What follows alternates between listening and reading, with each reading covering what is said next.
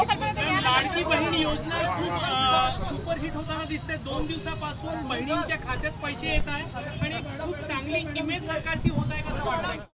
मला वाटतं ही रक्षाबंधनाची एक गिफ्ट आहे सर्व बहिणींसाठी आणि जसं तुम्ही सांगितलं हे पैसे या अमाऊंट्स आता त्यांच्या बचत खात्यांमध्ये स्त्रियांच्या यायला लागले आहेत आणि जी छोटी मोठी त्यांची गरज असेल थोडा त्यांना नक्की ह्या पैशांनी हातभार लागेल आणि तीच आम्हा सगळ्यांची मनापासून इच्छा आहे। विरोधी पक्षाकडून फार टीका होत आहे, निवडणुकीसाठीचा स्टंट आहे, लवकरच बंद केली जाईल योजना। स्टंटमॅन लोकांनी नको सांगायला की कोण काय करतंय, हे बरोबर लोकांसाठी कामं करतायत आणि स्टंटमॅन लोकांनी नको सांगायला की इथे स्टंट्स चालू आहेत।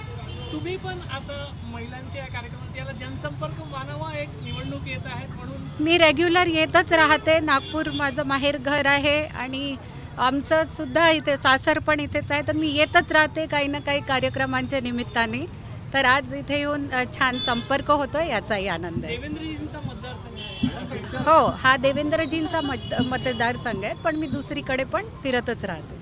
वहिनी, आज राज्यामध्ये हिंसाचाराच्या घटना घडतात। बांगलादेशमध्ये ज्या पद्धतीने हिंदूंवर अत्याचार होतात त्यावर विरोधक टीका करतात की गृहमंत्र्यांनी राजीनामा द्यावा, त्यांना हाताळता येत नाही।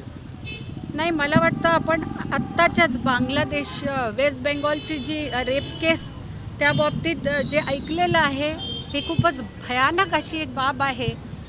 एकीकडे असे अत्याचार होणं ही वेगळी गोष्ट आहे, पण लगेच यंत्रणेने त्याकडे लक्ष देणं आणि त्वरित ॲक्शन घेणं ही वेगळी गोष्ट आहे। आपल्याला ते न केलेलं दिसून असं दिसतंय की हॉस्पिटलमध्ये जाऊन जे प्रूफ्स आहेत ते पण डिलीट केले जात आहेत, तर याच्यापेक्षा जास्त हिनियस खराब गोष्ट काही नाही होऊ शकत। एबीपी माझा, उघडा डोळे बघा नीट।